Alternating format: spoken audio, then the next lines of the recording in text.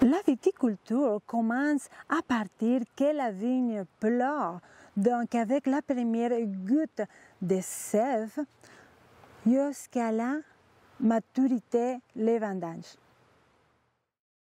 La viniculture commence à partir des vendanges jusqu'à l'embouteillage, l'étiquetage. Je suis Susana Ochoa, bienvenue à la beauté du vin. Cabral, depuis 20 ans au Québec, est fier de vous présenter cette émission.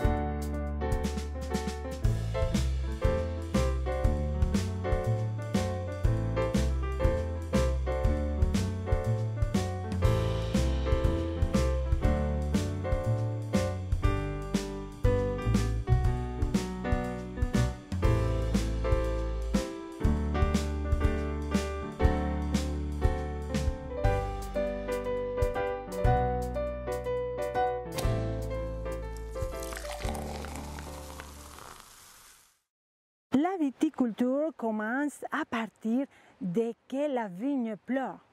Donc, la vigne va dégager une petite goutte de sève qui va nous indiquer que le cycle végétatif vient de commencer. Après, on va voir les débourrements et les éclosions des bourgeons qui vont faire sortir les feuilles.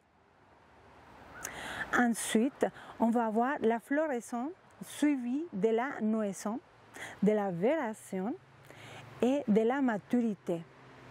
Quand la maturité sera prête, alors on va attendre les vendanges. Donc, la viticulture, c'est à partir de la première goutte de sève jusqu'à les vendanges. La vigne a besoin d'environ 1260 heures d'ensoleillement. Les écarts de température entre le jour et la nuit peuvent varier entre 15 et 25 degrés Celsius. La chaleur du soleil pendant les jours va provoquer la transformation du sucre dans les raisins, tandis que la fraîcheur de la nuit va provoquer la transformation de l'acidité dans les raisins. Les vignobles qui sont plantés en coteaux vont profiter beaucoup plus du soleil que les vignobles qui sont plantés en plaine. Résultat, des vins différents. Quand une plante transforme son sucre en se procurant de la lumière, on parle de la photosynthèse. Le procuré pour les racines de la vigne vont aux feuilles qui capturent les gaz carboniques de l'environnement. La chlorophylle, autrement dit les pigments verts des feuilles, capturent l'énergie de la lumière du soleil et les cellules des feuilles produisent ainsi du sucre qui sera distribué dans les raisins. C'est l'œnologue qui va nous indiquer à quel moment est-ce qu'on va faire le vendange. Donc l'œnologue va toujours manger des raisins pour ainsi vérifier et confirmer que les raisins sont d'abord en santé, en maturité et qu'ils seront en équilibre acidité-sucre. L'œnologue va s'en servir d'un réfractomètre pour mesurer le taux du sucre. Donc, l'œnologue va crasser un raisin et va mettre une goutte de jus dans le réfractomètre et va le mesurer en brix. Souvenons que le taux de sucre sera un indice au pourcentage d'alcool qu'on va voir dans le vin. Dans 1 litre de jus de raisin, il y a environ 200 g de sucre. Alors, ça représente entre 11 et 12 degrés d'alcool. Une fois que l'œnologue donne l'autorisation de commencer les vendanges, nous ne pouvons pas perdre du temps. Donc, on va commencer à faire les vendanges, des fois à la main, des fois à la machine. Une machine peut faire le travail de 30 personnes pendant une journée. Par contre, il y a des domaines qui préfèrent faire les vendanges à la main. Et aussi, il y a des appellations qui exigent, qui établissent que les vendanges doivent être faites à la main.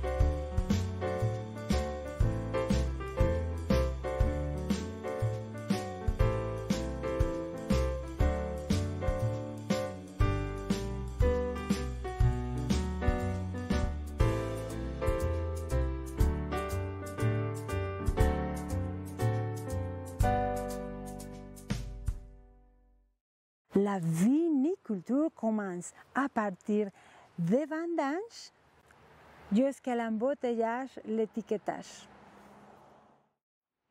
On fait les vendanges et on fait la sélection des raisins. Puis on fait les raflages pour enlever les rafles, pour séparer les rafles des baies. Et puis on va faire les foulages. Les foulages, avant, on les faisait avec les pieds. Là, on va le faire avec un pressoir. Donc, on va faire le pressurage. Du pressoir, on va vasser le vin à la cuve inox. Et c'est là que le jus des raisins accompagné du pépin, de la peau et de levure va nous attendre pour faire la première fermentation. fois que le jus de raisin est dans la cuve inox, accompagné de levure, de leur peau et les pépins, on va commencer à faire la première fermentation, que c'est la fermentation alcoolique.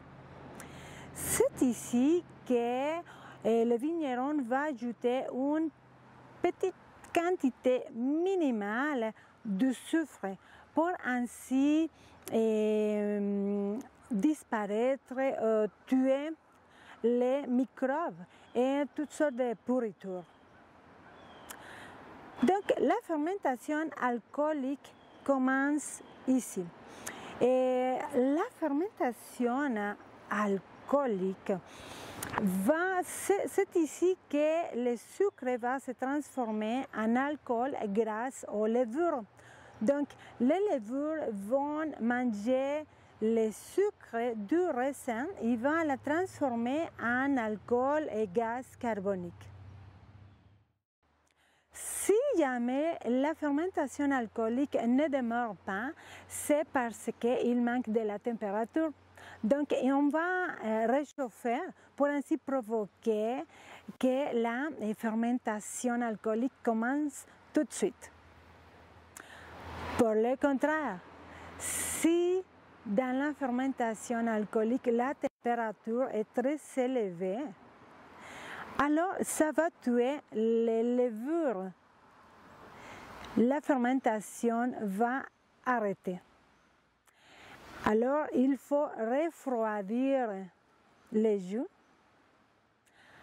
ajouter des levures de laboratoire et là recommencer encore une fois tous les processus de la première fermentation, la fermentation alcoolique. Le gaz carbonique fait remonter les peaux et les pépins à la surface pour faire une couche et ça c'est le marc. Le jus en bas du marc c'est le mût. Les levures travaillent beaucoup dans la fermentation alcoolique et provoquent une hausse de température, même qui sera toujours supervisée et contrôlée entre 28 et 30 degrés. Les pillages et les mouvements de haut et en bas pour que le tout soit bien macéré et mélangé, de façon que la couleur, la saveur et les tanins soient pareils, simplement toutes uniformes. Une fois la fermentation alcoolique faite, on va faire le soutirage, donc on va séparer les jus de marc. Et là, on va voir les vins de goutte. Après, on va faire le pressurage du marc pour ainsi avoir plus de vin riche en tanins. Et là, c'est ça qu'on appelle le vin de presse. Les raisins blancs ainsi que les raisins rouges vont nous donner toujours du jus blanc parce que la pulpe est dans la plupart des cépages est blanc. Donc, si on veut faire un vin blanc, on peut utiliser soit les cépages rouges ainsi que les blancs. Tandis que si on veut faire un vin rouge, on va utiliser seulement les cépages rouges.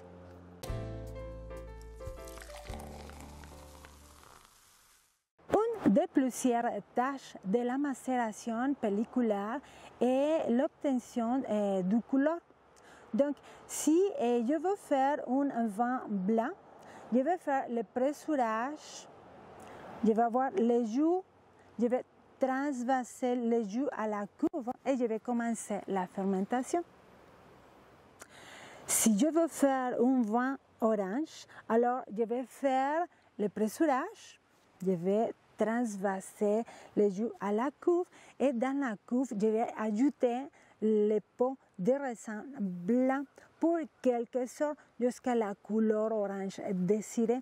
Donc, le vin orange, c'est un vin blanc issu d'une macération pelliculaire de la peau de raisin blanc.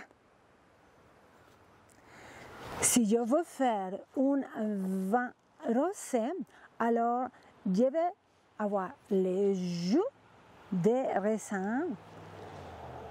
Je vais les transvaser à la cuve et dans la cuve, je vais ajouter leur peau jusqu'à la couleur désirée. Donc, c'est 12 heures, 4 heures, 6 heures, jusqu'à la couleur que le producteur veut. Si je veux faire un vin rouge, alors je vais prendre les jus, je vais transvaser les jus à la cuve et je vais faire la macération pelliculaire. Je vais ajouter leur peau pendant quelques jours jusqu'à la couleur désirée.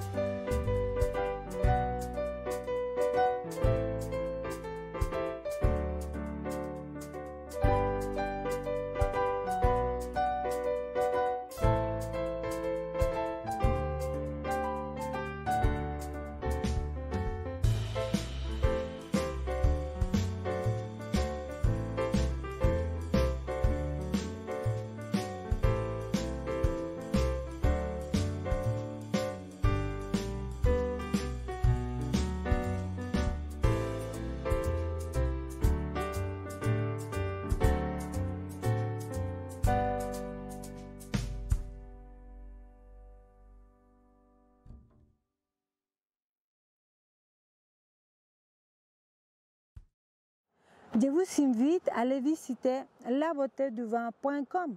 Donc, un super site avec de belles chroniques, des belles photos, les parcours de la beauté du vin, les services de la beauté du vin et des nouveautés dans la beauté du vin. labeauteduvin.com. Les lys sont les petits dépôts naturels qu'on trouve dans les vins lors de l'élevage. Donc, on va faire le bâtonnage pour ainsi placer, pour que les lys se promènent partout la barrique et ainsi avoir un vin uniforme. La deuxième fermentation, c'est la fermentation malolactique. Donc, une fois la fermentation alcoolique alcoolique fini, on va transvaser le vin en barrique. Et c'est là qu'on va faire la deuxième fermentation. La fermentation malolactique a comme but enlever l'acidité du vin et faire le vin plus souple. C'est là que l'élevage en barrique va commencer. Donc, on peut faire un élevage de quelques jours, quelques semaines, 6 mois, 12 mois, 18 mois, 2 ans ou plus. C'est là, dans l'élevage, dans les barriques, que la mention élevage sur lit a lieu. Le collage. Le collage a comme but clarifier le vin. Dans l'étape, le processus de collage, on va utiliser les blancs d'œufs battus. On va utiliser également du sang de bœuf et de la gélatine. Donc, on va l'ajouter à la barrique. Les particules vont se coller et vont descendre. Donc, le vin va devenir plus limpide, plus clair. On va clarifier le vin. Les vins vegan ainsi que les vins cachers n'utilisent pas cette formule à cause de qu'il y a des produits animaux dedans. On va faire le soutirage. Donc, on va transvaser le vin d'une barrique à une autre en plusieurs reprises pour ainsi enlever l'excès de gaz carbonique. Ce qu'on cherche au moment de faire la dégustation, c'est de goûter le terroir. Le terroir, c'est l'environnement global. Donc, le climat, et la topographie, et la quantité de soleil, et le type de sol, les vents, est-ce qu'il y a une brise qui apporte les arômes des garrigues, et les arômes des fleurs, et les arômes des herbes? Est-ce qu'il y a beaucoup de pluie? Est-ce que le vignoble est à côté du fleuve, et à côté de la mer, dans une montagne? Donc, tout l'environnement total fait le terroir. J'aimerais commencer pour Seleção. Seleção 2018 est un vin portugais élaboré avec des cépages autochtones d'entre 20 et 65 années. Donc, Seleção 2018 va vous apporter des arômes, des épices, des fruits noirs et en confiture. C'est un vin rouge sec, corsé et avec beaucoup de matière. C'est un vin avec les tanins assez ferme, assez présente. Seleção 2018 est un vin qui a été élevé 18 mois en fût de chêne français.